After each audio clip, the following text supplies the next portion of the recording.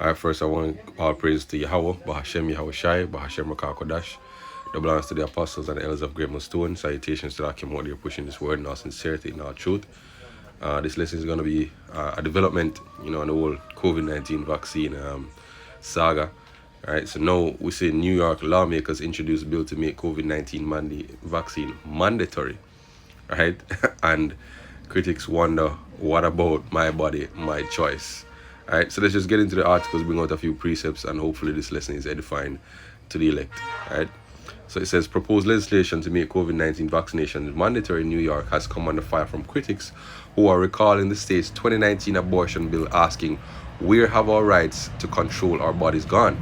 The state bill, which was introduced by Manhattan Democrat Linda Rosenthal, said in its summary that COVID-19 vaccination could be compulsory in certain situations, but it later says any mandate would apply to all individuals or groups of individuals who, as shown by clinical data, are proven to be safe to receive such a vaccine. Such a mandate would be triggered into effect if public health officials determine that New Yorkers are not developing sufficient immunity from COVID-19. Right, the only exceptions will be people who have exemptions written by their doctors for medical reasons. Right, the bill was referred to the state's Assembly Health Committee for discussion. It was introduced weeks after the New York State Bar Association passed a resolution urging the state to mandate COVID-19 vaccinations and deny exemptions for religious, philosophical, and personal reasons. So that means that, we've been targeted, right? Brothers, especially, in New York, it seems to be accelerating more there.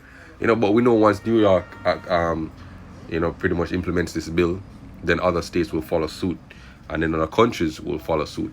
The push for mandating immunization is an ironic twist in New York, where Governor Cuomo has expressed doubts about trusting the vaccine that will be approved by the Trump administration. Cuomo describes the potential arrival of the vaccine under President Donald Trump as bad news, and that we can't let this vaccine go forward the way Trump is planning it. Right? So here's an article that was posted by RT as well, and the headline is, Cuomo says COVID-19 Pfizer vaccine under Trump is bad news, vows to block distribution until Biden is president. So now, that's double speak, that's double tongued, right? But another example of double tongue is going to be brought out, right? Here we go. It says a vaccine mandate might also seem contradictory in a legislature where members gave a standing ovation in January 2019 after passing a bill that legalized abortion up until birth, right? Which is pretty much murder, yo.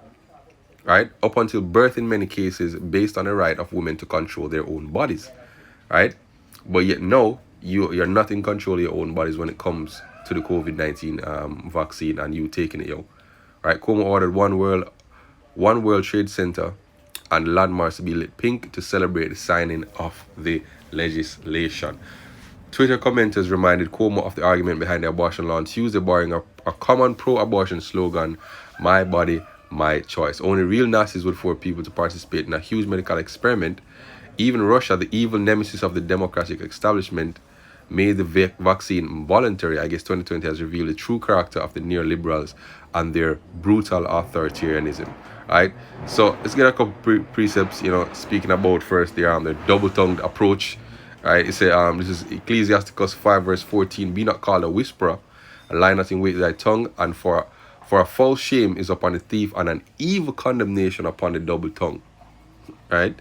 This is Psalm chapter 12 verse 2. They speak vanity everyone with his neighbor, with flattering lips, and with a double heart do they speak. Yeah. So they speak about your body, your choice when it comes to them pushing an evil agenda, which is pretty much giving our women license to commit murder, right? To sacrifice their sons and daughters to this, pretty much this beast, yo, right? Which goes back to Moloch worship and sacrificing your children through that, yo, right? But we know that this is all just a bunch of lies. We know that this vaccine is nothing more than a trap that was set for our people, right? This is Job chapter 13. Right, and I'll read from verse 4. But you are all forgers of lies, you are all physicians of no value. Right? But the point is, another point I want to make is that the straight gate is about to become even straighter for the elect, yo. Right? The choice, the ultimate choice that you're gonna have to make, right, is coming up swiftly, yo.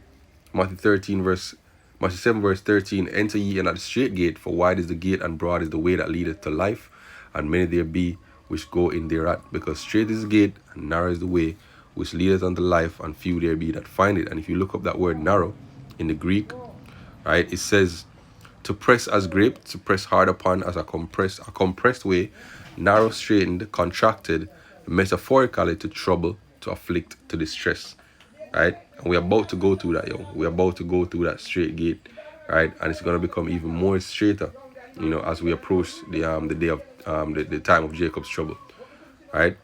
So that's pretty much what I want to bring out. Forgive me the spirit to this lesson, and hopefully this lesson was edifying. Shalom.